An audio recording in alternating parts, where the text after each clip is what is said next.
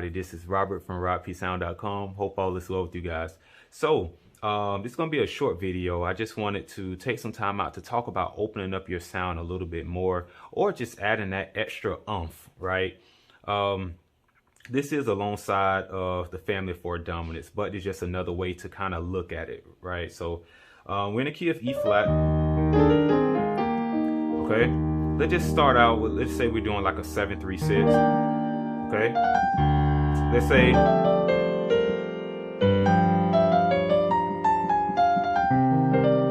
okay, so that's just one way. Now I'm gonna break this down, but pretty much we're gonna talk about some stuff on the 3, you know. Okay, now since we're in the key of E flat, we could do like a popular gospel song that's out too. Now I think the intro goes something like, let me see, I think something like that. It may not even be those chords, but I'm still gonna like show the concept. So if you want to open up, let's just say you're doing a progression like that, you could do something like, okay? So now this is just me kind of freestyling on that run, but what I'm doing is I'm mixing different concepts. Now the main concept, of course, is going to be the family for dominance and how you can really expand on that. But what I did there was I was just playing with the pentatonic scale, then I went. So let's break down that first one, okay? Now this one, a lot of times, especially over that 7, gospel players, just soulful neo soul type players, will do like a major 6 over that 7, just in case you wanted that right there. Okay, so I really just want to break down the run, really the concepts, because me just giving you a run, a lot of times they don't stick, right? The stuff that really sticks is when we really fully understand it and how we can add our own sound or our own flavor or feel to it, right? So now, of course, over this 3, especially when you're doing that 7-3-6, that 3, you're usually playing a dominant chord to get to the minor, or you're doing maybe like a sharp 9, sharp 5, you know. In this case, I think what I was thinking about was a dominant. Okay, now I did this. Okay, that's not really too hard to understand. A lot of people do this. Okay, especially when you're thinking about G. All right, but watch this though. Okay, once I get to this F, I'm actually thinking about B flat. All right, now if you know anything about the family for dominance, the family of dominance, I'll say B flat is definitely in that family. Now, of course, I break it down on the chorus. I'll leave the link below so you can go straight to it. So I'm thinking about B flat. So what I'm doing is I'm highlighting the 5 of B flat, and I'm going to highlight the 3 or the 3rd, right? Now, of course, I'm doing my little half steps. Okay, so okay, now I love to play a 7. If you've been following me, you know that if I'm on a dominant chord or anything like that, I'm gonna do all right. But if you want to play, let's just say like that 5 over the 6, to create that type of sound, you know your chord tones. So when I did this, you know, okay, or, all right. So that's just one way, right? So I'm going kind of quick. Like I said, I just want this to be a short video. Haven't, talked to you guys in a while. So, all right. So now the other song, like I said, it may not even be the right chords, but I think this is the same. It's close, right? Okay. I just want to highlight how many times you're going to use a dominant chord or a flat 9. So even here, right? The flat 9, or you can just say a diminished chord replacing the dominant. So look at this. So like I said, I'm playing a pentatonic scale. You can do that over the 6 if you're just doing like a walk down, because it's not just in this song. This happens in a lot of cases. All right, so I did something like this. I think I done.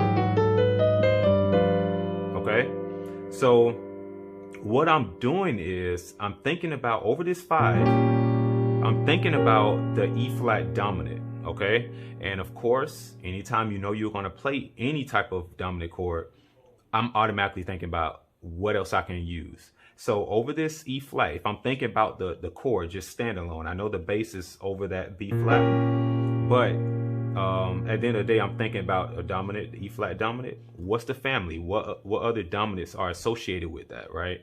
One of them is that F sharp. Okay. So look at this. Watch this. So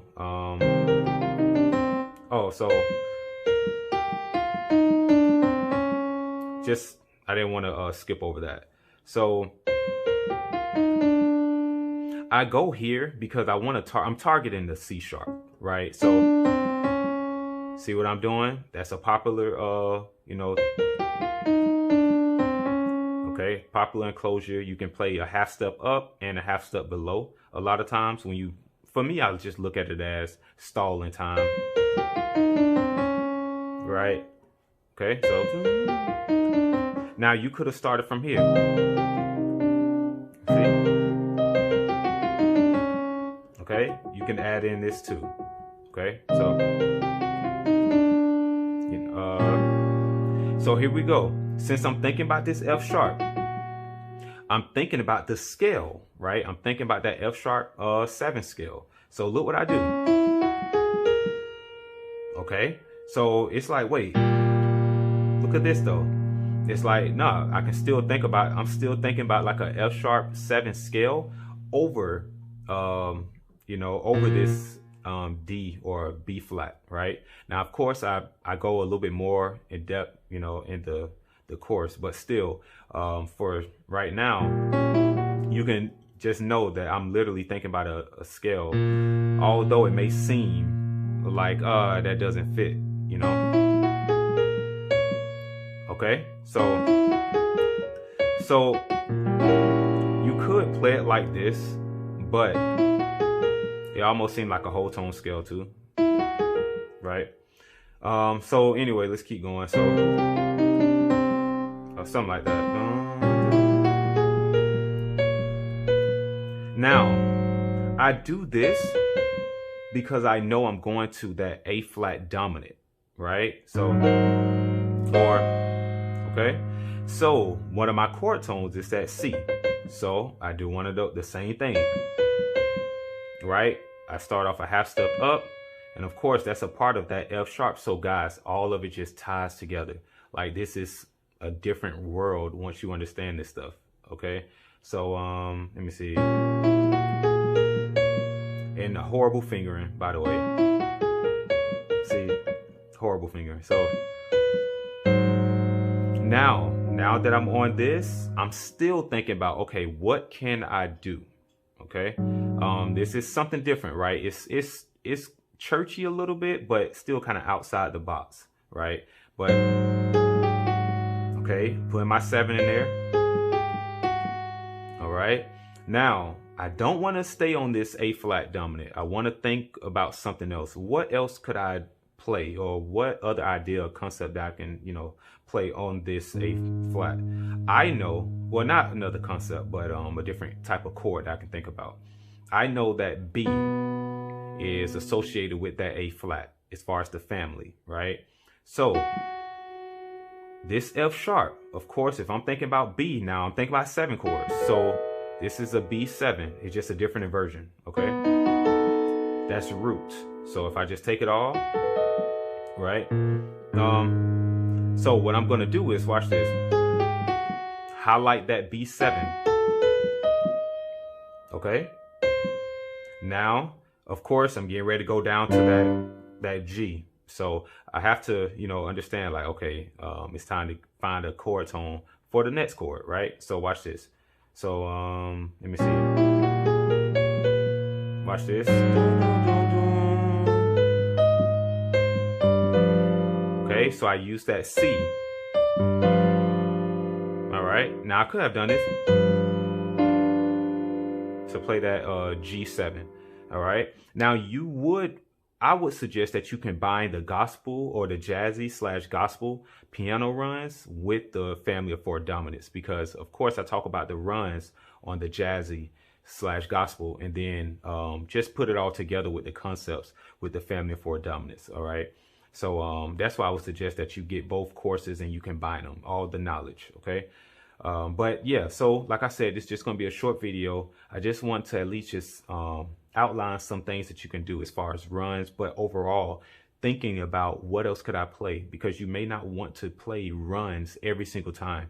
You may want to do a chord. So realizing that I can go from this 6, 5, or to the 4, and instead of doing this, or instead of playing this, I can do this. You see? So right there, it's like, wait, how do you even get that? It's because I'm thinking about the family, right, of dominance. So now I can come up with different things. Instead of doing this, you know, okay, I can think about the family and do something like this, right? So, you know, just understanding the, you know, the melody and where you are. Okay, so I'll stop there. Hopefully this brought some type of value. Haven't seen you guys in a while, so I just want to come with just a nice, short, sweet, straight to the point type of video. But if you haven't subscribed, please do so. Don't forget to like the video, and I'll talk to you guys soon.